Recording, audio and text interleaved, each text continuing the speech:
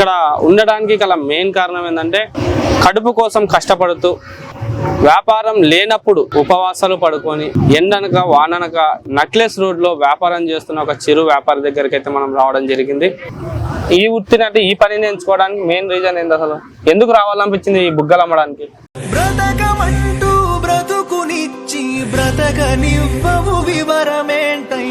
ఒక్క రోజుకి ఈ బిజినెస్ లో ఈ పనిలోన నువ్వు ఎంత సంపాదిస్తావు అసలు?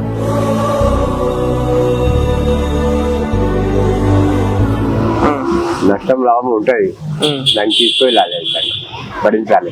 కోపం వచ్చినప్పుడు ఎట్లుంటది మీ భార్య? ఒకసారి చేసి చూపెట్టండి.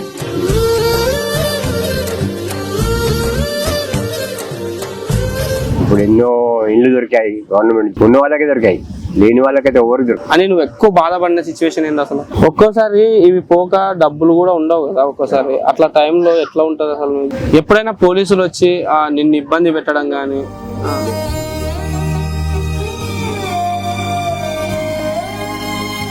Hi friends, welcome back to Rasta TV. ఈ రోజు అయితే మనం నక్లెస్ రోడ్ లో ఉన్నాం. ఇక్కడ ఉండడానికి గల మెయిన్ కారణం ఏంటంటే వాతావరణం బాగుంటది. ఈవినింగ్ టైంలో ఫ్యామిలీలు తన వాళ్ళ కుటుంబాలతో ఇక్కడ వచ్చి ఎంతో హ్యాపీగా గడుపుతారు అనమాట.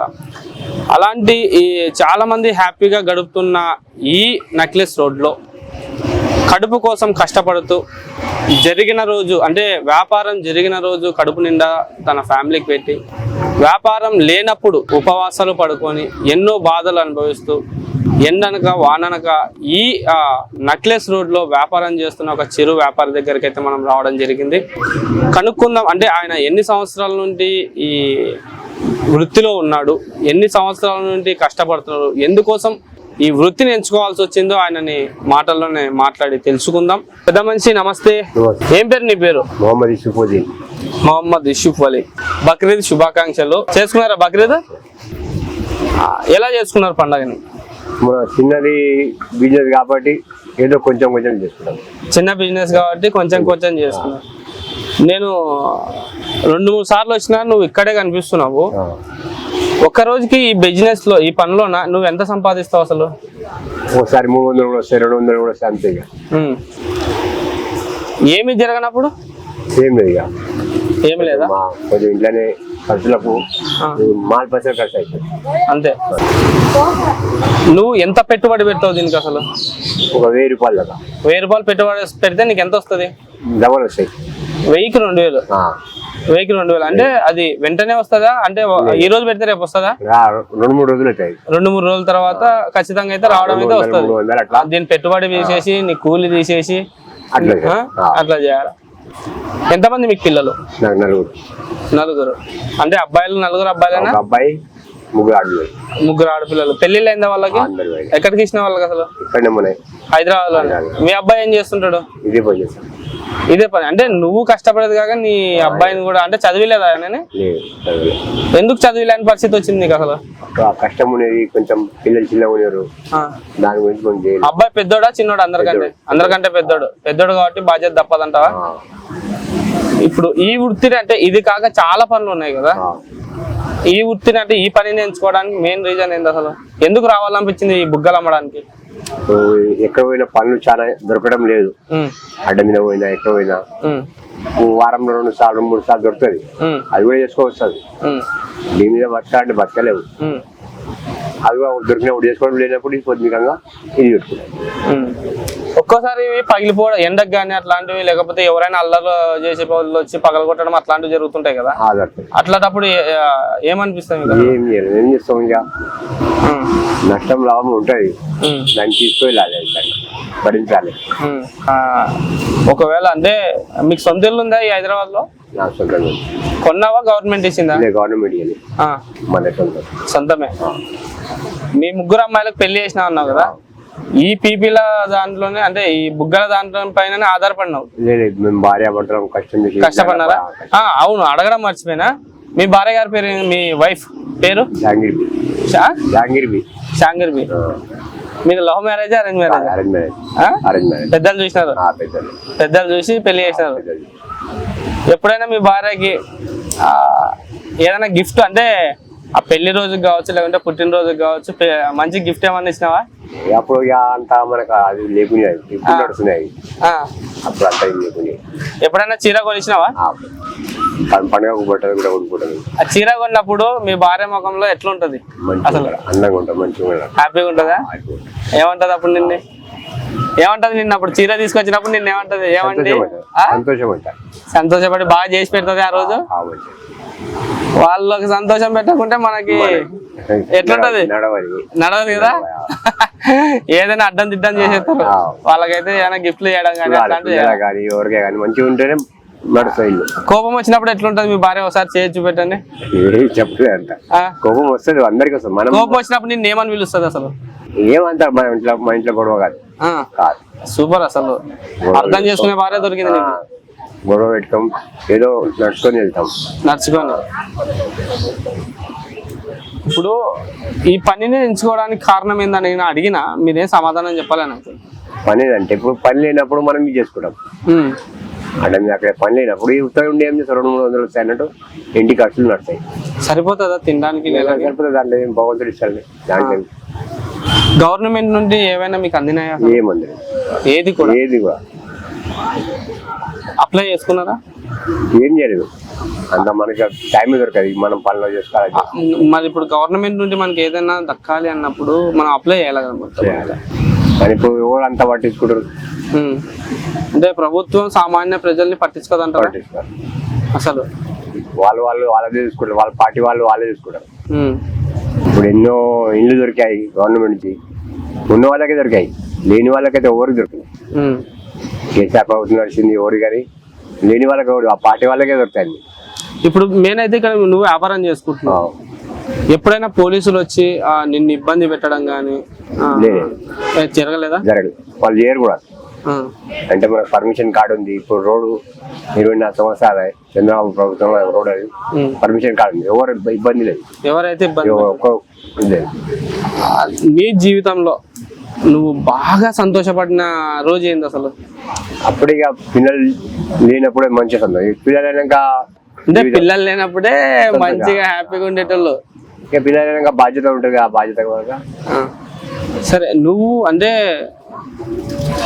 ఎక్కువగా బాధపడింది అంటే ఇది నాకు ఎందుకు జరిగింది, ఇదే నాకే ఎందుకు రావాలా అని నువ్వు ఎక్కువ బాధపడిన సిచ్యువేషన్ ఏంది అసలు? బాధ అంటే కష్టం చేయనప్పుడు అట్లా కాదు, మితిమీరి నాకు చాలా ఒకవేళ నేను చస్తే బాగుంటుందేమో, నాకు ఈ బాధ తప్పించుకునేది అట్లాంటిది ఏ రోజన్నా ఎదురైందా? లేదు. అంటే నీ భార్య నిన్ను హ్యాపీగా చూసుకుంటుంది. పనిచేసి ఇంట్లో అక్కడ అంతా మంచిగా జరిగింది. అంతవరకు పరిస్థితి రాలేదు మనం. సరే, మీ కొడుకుని ఒకసారి పిలుద్దాం, మాట్లాడదాం. మీ కొడుకుతో నీకు ఎన్ని సంవత్సరాలు ఉన్నప్పుడు పెళ్ళి అయింది అసలు? నాకు 22. 22 ఏళ్ళు. అప్పటికే పెళ్లి చేసుకుని తర్వాత పిల్లలు, సంసారం. అప్పుడు మీ నాన్న వాళ్ళు, అమ్మ వాళ్ళు ఏం చేసేవాళ్ళు? ఎట్లా మిమ్మల్ని ఎట్లా పెంచింది అసలు మీ అమ్మాయి? అంటే ఏమైంది మీ నాన్నకి? ఏమైంది అసలు? నేను అప్పుడు చిన్నగా ఉన్నా, అది చనిపోయినప్పుడు. దాని తర్వాత నాకు పెద్ద అన్నలు ఉన్నారు, వాళ్ళు పని చేసేవారు, వాళ్ళు చేసేవారు. అంటే తండ్రి లేకపోయినా మీ అమ్మ మిమ్మల్ని బాగా తాకింది. అప్పుడు ఊళ్ళో ఉండే మేము. అసలు ఏమై చనిపోయినాడు మీ నాన్న? ఇట్లే పానం బాగలేదు. ఒక్కోసారి ఇవి పోక డబ్బులు కూడా ఉండవు కదా ఒక్కోసారి. అట్లా టైంలో ఎట్లా ఉంటది అసలు? ఏం చేస్తాం, దానికి ఏం చేయలేము మనం, చూసుకొని నడవాలి. ఈ వ్యాపారం నువ్వు ఫస్ట్ సారి అంటే మొదలు పెట్టింటావు కదా, అప్పుడు డబ్బులు నీకు ఎక్కడి నుండి వచ్చినాయి? మనం పనులు చేసుకోవడం కదా, అట్లా తీసుకొని. అంటే ఎవరైనా చెప్పినారా ఇది నీకు పెట్టుకుంటే కొంచెం బాగుంటది, ఏమైనా డబ్బులు సంపాదించుకోగలని పెట్టినావా? ఎవరైనా చెప్పకుంటే పెట్టినావా?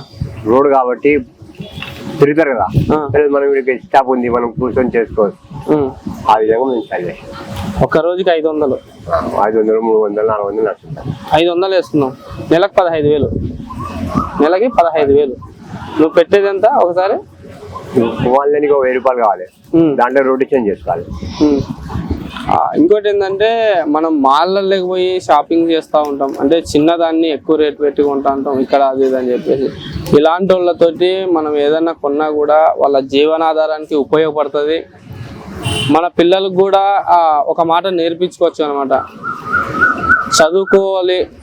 చదువుకోలేకపోతే ఇలాంటి కష్టాలు ముందు ముందు ఎదురవుతాయి అని వాళ్ళకి చెప్పుకోవచ్చు. ఇంకోటి ఏంటంటే ఇలాంటి వాళ్ళని ప్రోత్సహించాలి అంటే మీరు నేరుగా వీళ్ళతోటి ఏదైనా కూడా కొని వాళ్ళకి మనం ఆర్థికంగా సహాయం చేసినట్లు, అంటే డబ్బులు ఇవని కాదు కానీ ఇలాంటి వాళ్ళతో కొనడం వల్ల వాళ్ళ జీవనోపాధి ముందుకు సాగుతుంది.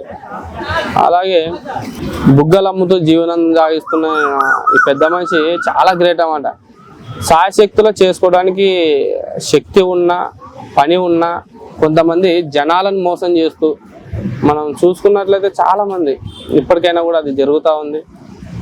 జనాలు మోసం చేస్తూ అక్కడ బెట్టింగ్ చేయండి, ఇక్కడ బెట్టింగ్ చేయండి, లేకపోతే అది చేయండి, నేను సంపాదించిన, ఇది చేయండి, నేను సంపాదిస్తున్నా అనేవాళ్ళు చాలా మంది ఉన్నారు. కానీ అలాంటివే ఒకవేళ చేయాలనుకుంటే ఆలోచన వచ్చినా కూడా అలాంటి దానికి దూరం ఉండి సొంత శక్తులపైన ఆయన నిలబడి ఇంతటి దాకా, అంటే ఎన్ని సంవత్సరాల నుండి చేస్తున్నావు ఇది నువ్వు? ఇది 24 సంవత్సరాలు. 24 సంవత్సరాల నుండి ఎవరిని మోసం చేయకుండా ప్రశాంతంగా ఉన్నంతలో ఒదిగి ఇలాంటి ఒక వ్యాపారం చేసుకుంటా ఉన్నాడన్నమాట.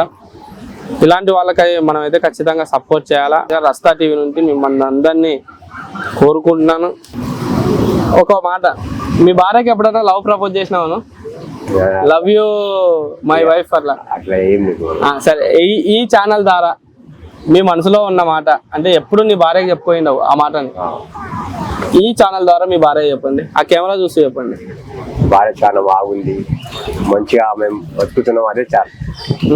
అంటే అంటే ఏది హ్యాపీనెస్ నీ భార్యకి నువ్వు ఇది చెప్తే బాగుంటది అనుకో ఇంటో కదా ఏదో రోజు. కానీ ఇప్పుడు పరిస్థితులు బట్టి పిల్లలు పెద్దగా పిల్లలతో నేను పిల్లలు ఉంటారులే ఉంటా మనుషుల మాటగా చెప్పడం. అదే ఏమనుకుంటున్నావు అసలు మీ భార్యకి నువ్వు ఏమైనా చెప్పాలనుకుంటున్నావా? అట్లా ఏం లేదు. సరే, ఒకసారి మీ భార్య ఇంతవరకు మిమ్మల్ని ఎట్లా కాపాడింది, ఎట్లా సంసారాన్ని నడిపింది అనేది ఒకసారి మీ భార్యను ఊహించుకొని చెప్పండి నాకు. ఆవిడవరకైతే మేము చాలా హ్యాపీగా బతికాం. ఏదో కొంచెం తక్కువ ఎక్కువ దాంట్లోనే తీసుకొని నడిపిస్తా ఉంది. ఎక్కువ దాకా వారంలో ఒకసారి. ఇప్పుడు కొత్తగా ఈ హైదరాబాద్ లో అంటే ఈ తెలంగాణకు సంబంధించి కొత్త బ్రాండ్లు దిగినాయి కదా, కొత్త బీర్లు. ఏది బిర్యానీ మసాలా బీరు, ఇంకా చాలా ఉన్నాయి కదా, అవి ఎప్పుడైనా ట్రై చేసినావా? లేదు అంత మనకు ఎప్పుడు తాత తింటా ఊసి 90 అంత 90. ఏది బాలయ్య బాబు బ్రాండ్ ఏంది? ఓసి కోటరా. జాగ్రత్త చేసుకో, మందు తగ్గించుకో, వయసు మీద పడుతుంది కాబట్టి మళ్ళీ తర్వాత ఇబ్బంది పడే. జాగ్రత్త. మరి మీ అబ్బాయి చూస్తా అంటే ఇంకా ఎంగానే పెళ్ళైందా? పిల్లలా? పిల్లల పేర్లు ఏంది? అలీజా అమ్మాయి పేరు అఫాస్. ఎప్పుడన్నా గొడవ కొత్తుంటాడా నీ మనవడు నీ పైన? చిన్నగా ఉన్నాడు, ఇంకా చిన్న పిల్లడేనా నీ మనవరాలు? కూడా చిన్నపిల్లలే.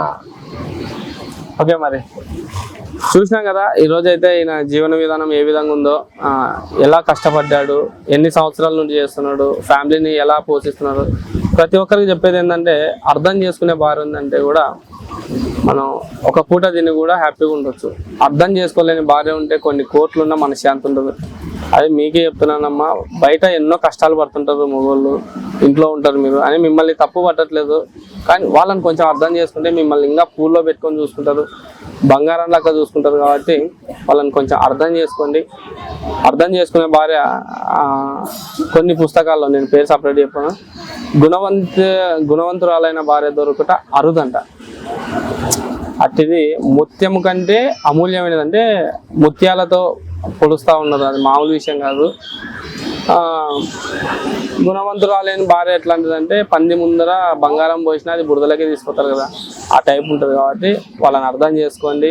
ఏదన్నా ఉంటే కూర్చొని మాట్లాడి తేల్చుకుంటే బాగుంటుంది. ఇది మనం చేస్తే మన పిల్లలకు బాగుంటుంది, మన కుటుంబానికి బాగుంటుంది, ఫ్యామిలీ ఒక సెటిల్లోకి వెళ్ళిపోతాయని మీరు మాట్లాడితేనే వాళ్ళకి అర్థమవుతుంది మీ బాధ ఏందనేది. వాళ్ళకి పొద్దునంతా పని చేసి రాత్రికి ఇంటికి వస్తే మరి చీర తేలేదు, మసాలా లేదు, చికెన్ లేదని ఏదో ఒకటి లొల్లి పెట్టుకునే బదులు ఏందా ఎట్లున్నావు, ఏం చేస్తున్నావు, ఏం చేద్దాం, ఎలా చేస్తే బాగుంటుంది అనేది డిస్కషన్ చేయండి. 100% బాగుంటారు. ఓకే, ఇంతటితో ఈరోజు ఈయన లైఫ్ స్టోరీ మరి అయితే విన్నారు కదా. ముందు లైఫ్ స్టోరీస్ చాలా వస్తాయి. మన ఛానల్ అయితే సబ్స్క్రైబ్ చేసుకోండి, కామెంట్ చేయండి. మరి లేట్ ఎందుకు ఫ్రెండ్స్, బాయ్.